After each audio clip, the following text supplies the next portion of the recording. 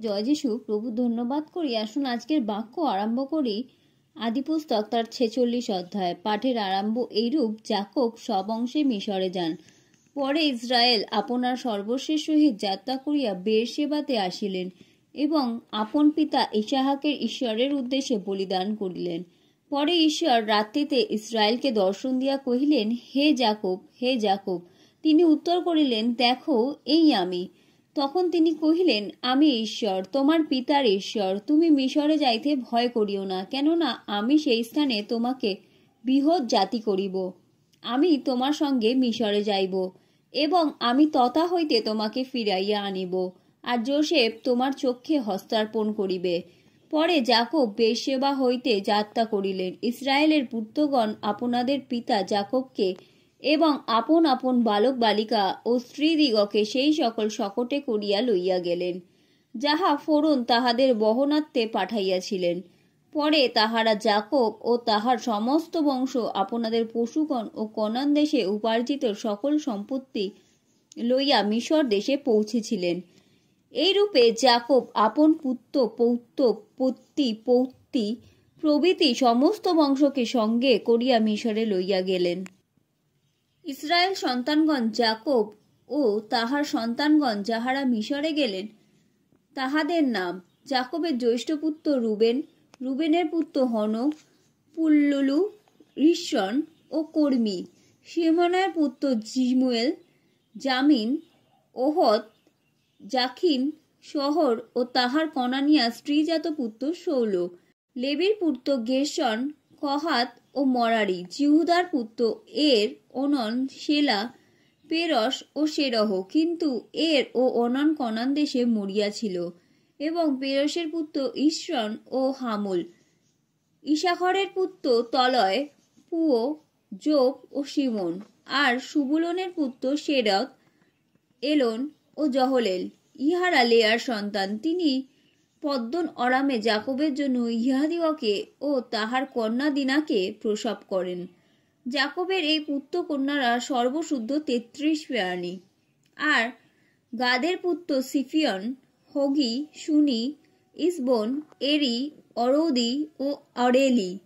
আসরের পুত্র জিমনা, জিশোবা, জিশোবি, বরিও ও তাহাদের ভগিনী সেরহ।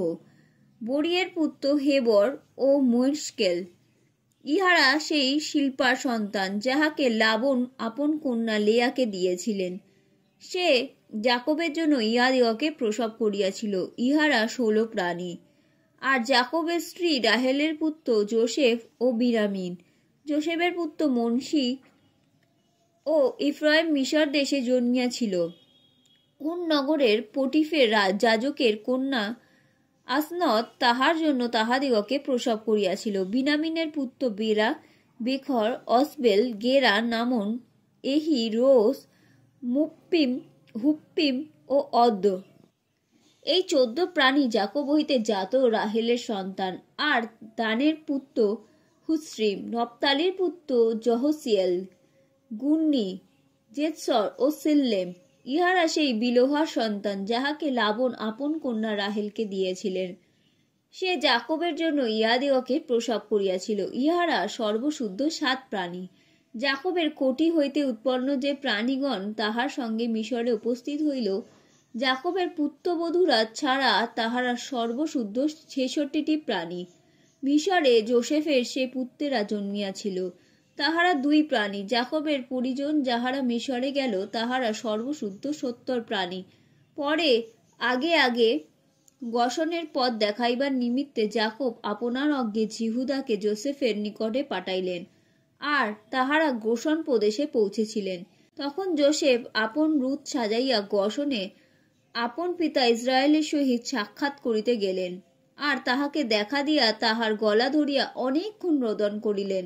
তখন ইসরায়েল যোসেফকে কহিলেন, এখন স্বচ্ছন্দে মরিব, কেননা তোমার মুখ দেখিতে পাইলাম, তুমি এখনো জীবিত আছো। পরে যোসেফ আপন ভাতাদিগকে ও পিতার পরিজনকে কহিলেন, আমি গিয়া ফরৌনকে সংবাদ দেব, তাহাকে বলিব, আমার ভাতারা ও পিতার সমস্ত পরিজন কনান দেশ হইতে আমার নিকটে আসিয়াছেন। তাহারা মেষপালক, তাহারা পশুপাল রাখিয়া থাকেন। আর তাহাদের গোমেষাদি পাল এবং সর্বস্ব আনিয়াছেন। তাহাতে ফোড়ন তোমাদিগকে ডাকিয়া যখন জিজ্ঞাসা করিবেন তোমাদের ব্যবসায় কি, তখন তোমরা বলিবে আপনার এই দাসগণ পিত্ত পুরুষাকমে বাল্যবধি ও অদ্য পর্যন্ত পশুপাল রাখিয়া আসিতেছে। তাহাতে তোমরা গোষণ প্রদেশে বাস করিতে পাইবে, কেননা পশুপালক মাত্রেই মিশ্রদের ঘৃণাস্পদ। আমিন।